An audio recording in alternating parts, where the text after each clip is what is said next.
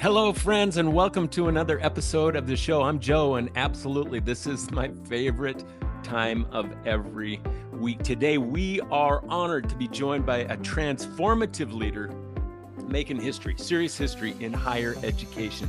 Please welcome Dr. Jermaine World, the current president of Augusta Technical College, but the newly appointed president of Savannah State University. Welcome to this show, Jermaine.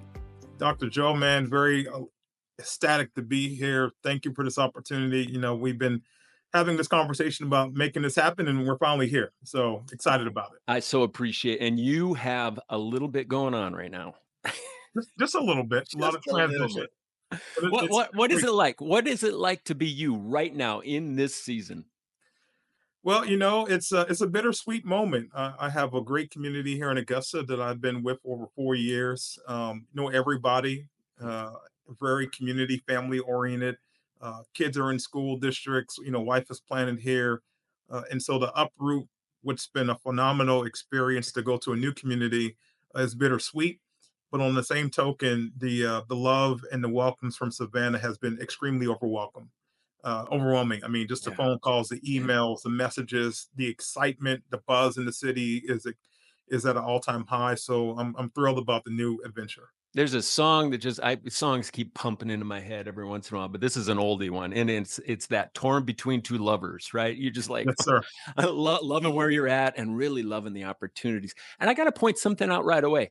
And this might be playing out of bounds a little bit, but let me go.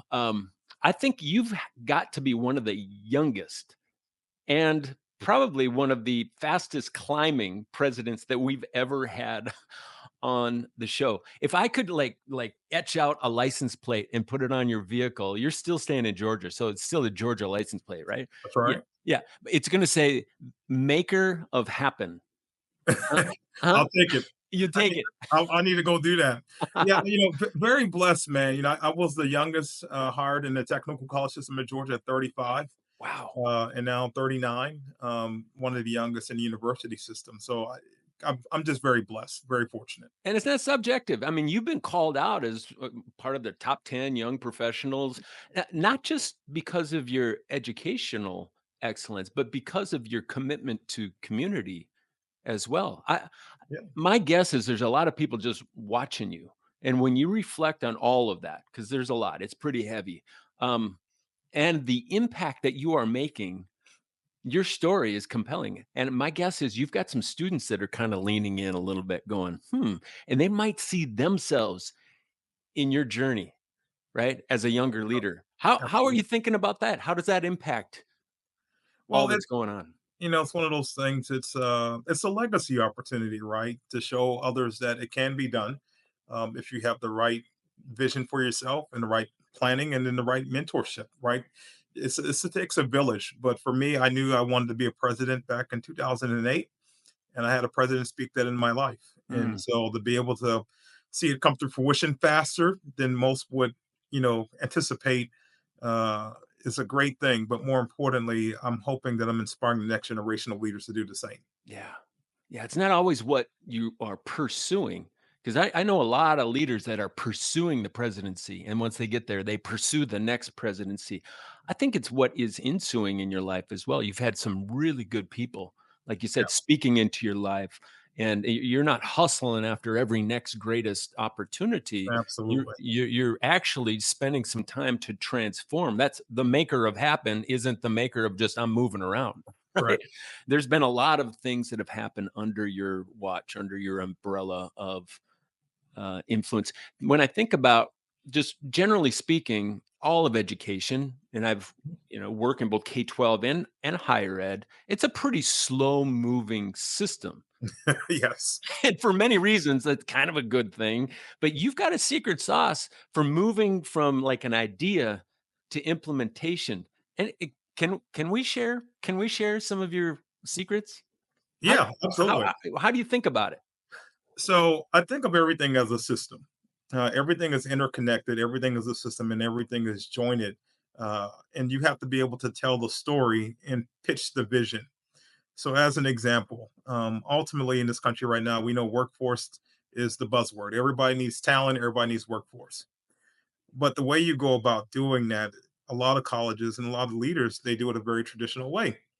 Well, we're going to set up a committee. We're going to put the committee together. They're going to work on this for several months. They're going to create some ideas. We're going to send it to the faculty senate, the curriculum committee. Eventually, a year from now, we're going to have that proposed to the cabinet, sent to the board for approval. And there's nothing wrong with that. But what we know to be the truth is we have to be more responsive, and industry is looking for innovation. Industry is moving at the speed of light, and they're looking for people that can do something that has never been done. And so for me, it's we want to do this program. We have this workforce need. Who do we find? Who can we bring to the table that Mm, can not only do it but expedite it, but then also do it in a way that's never been done? And that's the innovation piece for me. I'm always asking our team to think about your work and then look at national models and see where we can do things differently and make it unique and differentiate ourselves from the marketplace. yeah. And that level of entrepreneurism is how it starts. And then really how you expedite that is finding folks that have the resources and the desire to match that intensity. Uh, and that's how It's I've been really able. about, I think, the system is built. I mean, Mhm. the institution, every institution is built to protect status quo. I mean, Correct. if you've studied systems long enough, you know that that's systems theory. We Yep. protect what is safe and predictable. So for you to come in and get your people to take the foot off the brake of the system, because that's basically what needs to happen. Yep. There's a power dynamic that you got to kind of you dance through, you got to figure it out. And you've had the ability to do that with dignity and respect without crawling over people.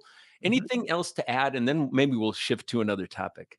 Well, you have to love people. I think you just nailed it. It's about loving people, right? Spending time with people, expressing what you would like to do, and understanding their desires. And once you let people feel loved and feel appreciated, then they're willing to jump over the moon because I mean, they're gangbusters, right? And so, for me, it's always starts with the people first. It ends with the people. You can have great ideas, you can have great strategy, but culture is really about developing the people and spending time to ensuring that they know that you trust them. And more importantly, if we do something and if it fails, that's okay. It's okay. I would rather you do something different, try it and fail, than do nothing and keep the status quo. So that you have to give people that space to feel safe enough to do the experimental. But more importantly, you need to be in there with them. They need to see that you're at the table. And so that's kind of just some of my secret sauces. What I've heard in that is just genuine care for the individuals that you're working. You use the word love, and I don't think that's a squishy word Absolutely whatsoever. not. That is one of the hardest things to do within the system is to love your people and love your work, right? It's passion and purpose, like in human form. So love that. And your culture, right? You can't have a healthy culture without first loving your people. That's right. Ah, Absolutely. so get it. And what a whirlwind, huh? Play on. You're closing a remarkable chapter and moving into a whole new adventure. Your recent chapter has been filled with a lot of delight. So, how are you feeling about the work that you've accomplished in your tenure at Augusta? So I get that question frequently, and I tell people I feel good, but I feel incomplete Mm, because I'm a finisher, right? There are some projects that I wish I had more time to see through fruition, and they're going to happen. They're going to happen with me, even departing because they're well on their way. But it's just one of those things you just want to see it. You want to be at the ribbon cutting. You want to see the finish line. So that's the bittersweet part of it. But more importantly, the opportunity that I'm going to is one that I would have never dreamt of years ago. And it presents an opportunity for me to do even more with my skill set and with the community that I'm going to. So, it's one of those things, leadership, you want to leave a lasting legacy. I believe I've done that. I think yeah. I've set the institution up very, very well for the next person to take it to a higher level. So I'm happy about that and looking forward to the new chapter. Well, I think pat yourself on that back of yours. There are some leaders that really are meant to start things, and Correct. other leaders that are more wired to establish those things. That's and right. then other leaders that are meant to come and advance those things. So it's all a part, I think, about where you're coming into the system and what's happening That's right.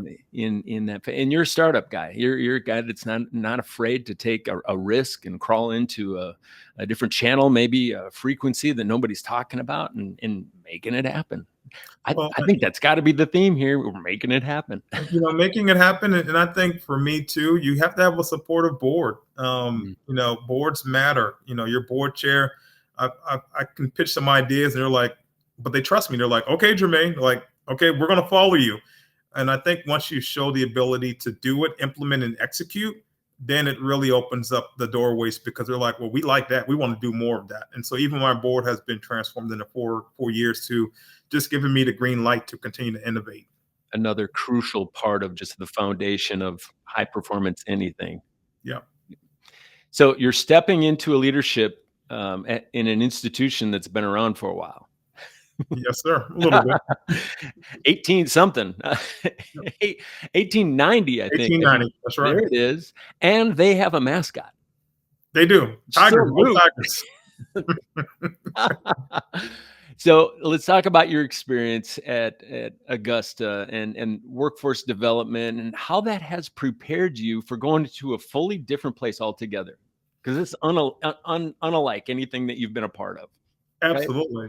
I think the two parallels that are alike is that we're both minority serving institutions. So I'm at a predominantly Black institution now, and going to an HBCU, Yeah. the state's oldest HBCU, one of which has, of course, been a traditional liberal arts university, but they're in that juxtaposed position as many liberal arts colleges are, right? You have enrollment challenges, you have fundraising challenges, you also have more needs for more workforce development programs, right? In IT, healthcare, Mm. business. So not just your traditional English history programmatic areas. So the desire for me to continue that history of the liberal arts is there. The opportunity to get into research. I did work at a R2 for part of my career on faculty. So that was a unique opportunity to go back to an environment like that.